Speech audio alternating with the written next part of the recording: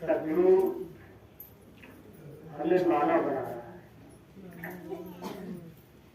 मानव वो होता है जो ईश्वर को मान लेता है। जब ईश्वर को मान लेता है, जैसे संसार में ईश्वर को संबोधित करने के लिए वह शब्द का प्रयोग किया जाता है, तो मान वह यानी वह ईश्वर के लिए संबोधित किया गया है कि जो ईश्वर को मान लेता है वो मानव कहलाता है। सदगुरु को जो मान लेता है, यानी मान लेना यानी इसकी बात को मान लेना। माने हम एक वचन गुरु का, गुरु की महिमा होती है। अगर हम गुरु की बात को मान लेते हैं तो बड़ाई किसकी होती है? सदगुरु की। आप जहाँ कहीं पर भी रहोगे तो लोग कहें भाई ये किसी गुरु का शिष्य है। स्वतः ही होता हरि के सुमरन मय विमन की होती है। इसलिए कहा जाता है कि 1 घंटे सुमरन करना, 2 घंटे सुमरन करना।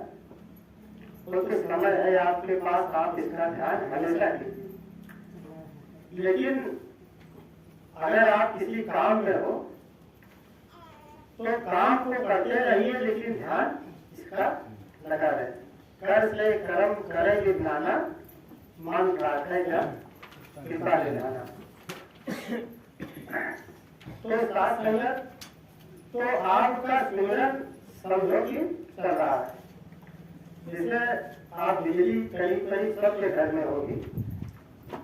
अगर प्लग आपका उस बिजली से जुड़ा हुआ है तो उसका उपकरण जो है अपने आप काम करता रहता है। यानी आपकी आत्मा का तार इस निरंकार से सदगुरु से अगर जुड़ा है तो चाहे आप भले ही मुख से इसका नाम न लो, लेकिन आपका सुमिरन चल रहा है। स्वतः ही होता हरि के सुमिरन मय विमन की होती है। और आपके अंदर कोई जो मैल है अवगुण है वो अपने आप दूर होते चले जाएंगे। निरंकार की आज्ञा माने, सदगुरु पर विश्वास करें। कहे अवतार सदा सुख पावे किए जो शाबाश करें। अगर हम सदगुरु की आज्ञा को मान रहे हैं और इस पर विश्वास कर रहे हैं, कुछ भी पाने की इच्छा हो उसी से आशा रखो। विश्वास का वास्तविक अर्थ होता है विश्वास निरंकार का नाम है। हमारे संतों ने पहले निरंकार का नाम को 108 नाम लिया था। इसीलिए 108 माले की लोग 108 गुड़ियों की माला बनाते हैं। तो उसमें एक नाम विश्वास भी है और 8 माने आशा रखना। तो जो आशा आप संसार से रखते हो कि फला आदमी से मिलेगा, फला नेता से मिलेगा, फला देश से मिलेगा, तो आप सदगुरु से आशा रखो।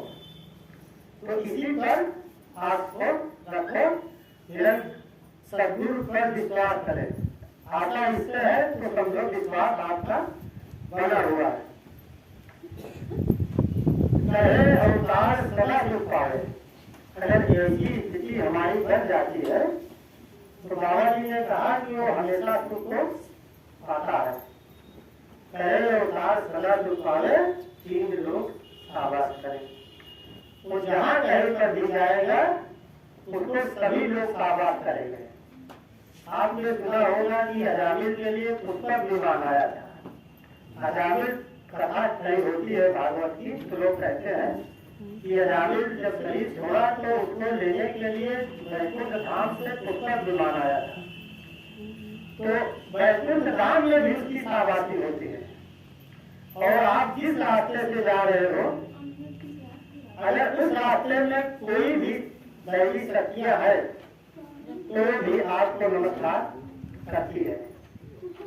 वो भी अपने को धन्य मानती है कि आज मैं महात्मा के दर्शन पा गए हैं। अब मैं भरोसा हनुमंता दिन भर कृपा मिलेंगे सबका। वो भी अपने को धन मान लेता है, आपको नमस्कार को भी करता है। तो साथ संगत सदगुरु हमें मानव बना रहा है, सदगुरु मानव बना रहा है मुझ जैसे हैवानों को। कहते हैं आओ प्रभु का दर्शन कर लो, कैसे सब इंसानों को सदगुरु मानव बना रहा है मेरे सब हैवानों को। यानी हमारे समान कोई भी गलत काम करने वाला भी होगा, वो भी उन सबको मानव बना रहा है। तो ये घर जो है मानव बनाने का है। यहाँ पर नेता अभिनेता नहीं बनाए जाते, किसान व्यवसायी या नौकरीदार नहीं बनाया जाता, यहाँ सबको मानव बनाया जाता है। तो सदगुरु मानव बना रहा है मेरे सब हैवानों को।